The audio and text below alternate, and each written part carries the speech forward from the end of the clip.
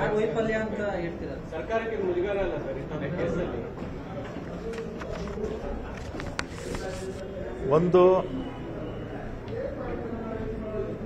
ಜೈಲುಗಳು ನಮ್ಮಲ್ಲಿ ಎಲ್ಲ ಜಿಲ್ಲೆಯಲ್ಲೂ ಇರುತ್ತೆ. ದೊಡ್ಡ ಜೈಲು ನಮ್ಮ ಬೆಂಗಳೂರು ಮತ್ತು ಬಳ್ಳಾರಿ ಜೈಲುಗಳು ದೊಡ್ಡ ಜೈಲು. ನಾನು ಕೂಡ ಗೃಹ ಸಚಿವನಾಗಿದ್ದೆ. ಅತ್ಯಂತ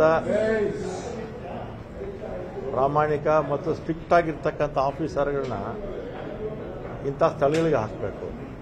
ಆದರೆ ಈ ಥರದ ಘಟನೆಗಳು ಆಗೋದಿಲ್ಲ.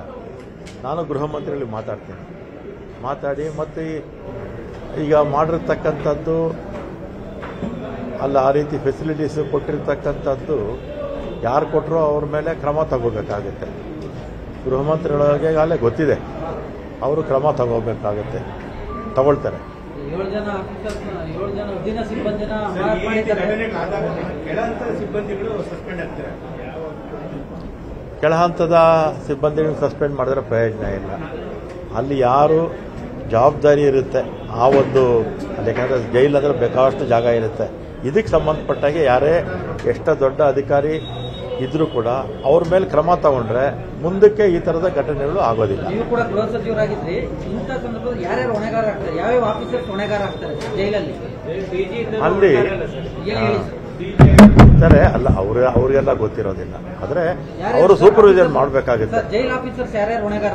ಈಗ ಏನಾಗುತ್ತೆ, ಜೈಲ್ಗೆ ಸಂಬಂಧಪಟ್ಟ ಒಬ್ಬ ಹಿರಿಯ ಅಧಿಕಾರಿ ಇರ್ತಾರೆ, IG ರ್ಯಾಂಕ್ನವ್ರು ಇರ್ತಾರೆ ಅಥವಾ DIG ರ್ಯಾಂಕ್ನವ್ರು ಇರ್ತಾರೆ. ಅವರು ಆಗಾಗ ಭೇಟಿ ಕೊಡಬೇಕು, ಆಫೀಸರ್ಸ್ನ ಕರೆದು ಸ್ಟ್ರಿಕ್ಟಾಗಿ ಈ ಥರದ ಘಟನೆಗಳು ಆಗಬಾರ್ದು ಅಂತ ಅವರು ಮಾನಿಟರ್ ಮಾಡ್ತಾ ಇರಬೇಕು. ಮತ್ತು ನಮ್ಮ ಗೃಹ ಮಂತ್ರಿಗಳು ಕೂಡ ಅವರು ಎಕ್ಸ್ಪೀರಿಯನ್ಸ್ ಇದ್ದಾರೆ, ಹಿಂದೆ ಕೂಡ ಗೃಹ ಮಂತ್ರಿ ಆಗಿದ್ದರು. ಅವರು ಕೂಡ ಈಗ ಆಗಿರ್ತಕ್ಕಂಥ ಘಟನೆ ಬಗ್ಗೆ ಮತ್ತೆ ಪುನರಾವರ್ತನೆ ಆಗದ ರೀತಿ ಖಂಡಿತ ಪರಮೇಶ್ವರ್ ಅವರು ಮಾಡ್ತಾರೆ. ರಾಜ್ಯ ಸರ್ಕಾರದ ಫೇಲ್ಯೂರ್ ಅಂತ ಅನ್ಸುತ್ತೆ ಸರ್. ಈಗ ಎಲ್ಲೋ ಒಂದು ಕಡೆ ಆಗಿದ್ದಕ್ಕೆ ರಾಜ್ಯ ಸರ್ಕಾರಕ್ಕೆ ಹೊಣೆ ಮಾಡೋಕ್ಕಾಗೋದಿಲ್ಲ.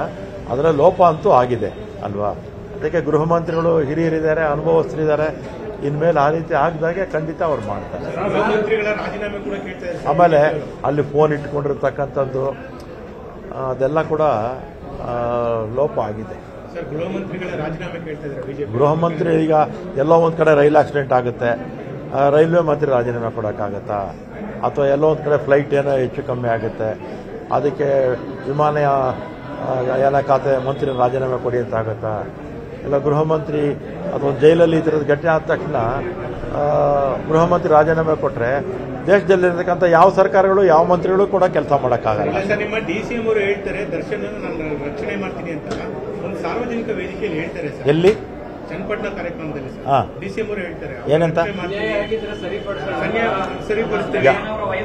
ಈಗ ಅವರು ಶಾಲೆ ಸೀಟ್ಗೆ ಹೋಗಿದ್ದು, ಅವ್ರ ಮಗನ ಶಾಲೆ ಸೀಟ್ಗೆ ಹೋಗಿದ್ರು ಅಷ್ಟೇ. ಅಷ್ಟು ಬಿಟ್ರೆ ಇಲ್ಲ ಇನ್ನೊಂದು ಆ ಥರದ್ದು ಸಾರ್ವಜನಿಕವಾಗಿ ಆ ರೀತಿ ಶಿವಕುಮಾರ್ ಅವರು ಹೇಳಿಲ್ಲ.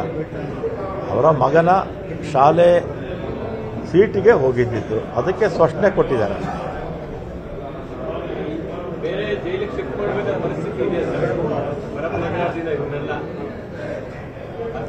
ಈಗ ನಮ್ಮ ಗೃಹ ಮಂತ್ರಿಗಳು ಹಿರಿಯರಿದ್ದಾರೆ, 2ನೇ ಸಲ ಗೃಹ ಮಂತ್ರಿ ಆಗಿದ್ದಾರೆ. ಆಗಿರ್ತಕ್ಕಂಥದ್ದನ್ನ ಮತ್ತೆ ಪುನರಾವರ್ತನೆ ಆಗದ ರೀತಿ ಖಂಡಿತ ಅವ್ರು ಮಾಡ್ತಾರೆ.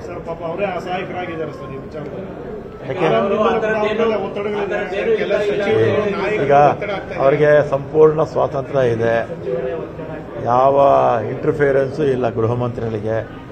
ಅವರು ಎಲ್ಲ ನಿರ್ಧಾರಗಳು ಅವರೇ ತಗೊಳ್ತಾರೆ, ಏನು ತೊಂದರೆ ಇಲ್ಲ. ಯಾರ್ದು ಇಲ್ಲ ಇಲ್ಲ ಇಲ್ಲ ಇಲ್ಲ, ಅದೆಲ್ಲ ಸುಳ್ಳು. ಎಲ್ಲರಿಗೂ ಧನ್ಯವಾದ. ಕನ್ನಡಿಗರ ಮೆಚ್ಚಿನ ನಿಮ್ಮ ನ್ಯೂಸ್ 18 ಕನ್ನಡ ಈಗ ವಾಟ್ಸ್ಆಪ್ನಲ್ಲಿಯೂ ಲಭ್ಯ. ಕರ್ನಾಟಕ ಮತ್ತು ದೇಶ ವಿದೇಶದ 360 ಡಿಗ್ರಿ ಸುದ್ದಿ ವಿವರವನ್ನ ನೀವು ನಿಮ್ಮ ಕೈ ಬೆರಳುಗಳಲ್ಲಿಯೇ ಪಡೆಯೋದಿಕ್ಕೆ ಈ QR ಕೋಡ್ ಅನ್ನ ಸ್ಕ್ಯಾನ್ ಮಾಡಿ. ನಮ್ಮ ಚಾನೆಲ್ ಅನ್ನ ಫಾಲೋ ಮಾಡಿ, ನೋಟಿಫಿಕೇಶನ್ ಆನ್ ಮಾಡಿ.